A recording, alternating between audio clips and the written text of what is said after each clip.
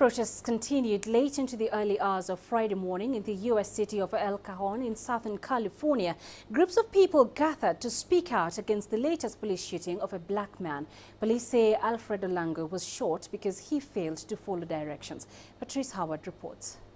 Well, we've just learned that the black man who was the victim of the recent police shooting here in El Cajon, California, was actually a Ugandan refugee who had fled to the United States back in the early 1990s. Customs officials confirmed they had twice tried to deport 38-year-old Alfred Olango because of drug and firearm convictions, but they were unable to obtain travel documents needed to do so from the Ugandan government, and so they had no choice but to release him back in 2003.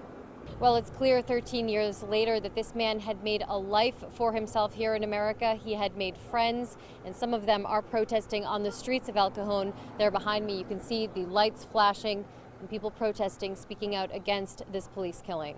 Now, police say they responded to a report of a mentally unstable man walking in and out of traffic. When they arrived on the scene, they say that Mr. Olango did not comply with their request to show his hands, and that he then pulled a small device, pointing it at them, and officers say provoking them to fire. Now, it has since been revealed that that small object was actually a vape smoking device. And since that information was revealed, we've seen more and more protesters taking to the streets here in El Cajon, protesting the death of that black man. We spoke to a few to hear their reaction to this killing. I have black children. I have a child, a 16-year-old black male son that I cannot send out of my house because I'm afraid that he may be accused of having a gun because he has a book in his hand. I am tired of seeing my people die. It seems like everybody's trying to separate, and we can't have that. If we're going to sustain as the United States of America, united is the first word in there, then everybody needs to learn to come together. And if it's little by little, then that's what it takes, and that's what it's going to be. I'm a Middle Eastern, I'm from Iraq. We came from there to here, and we were facing oppression over here.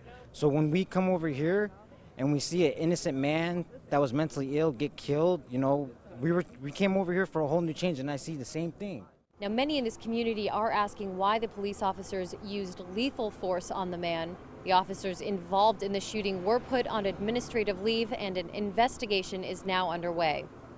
Now, the protests are expected to continue here in El Cajon because, as the protesters said, and as some of their signs have read, no justice, no peace.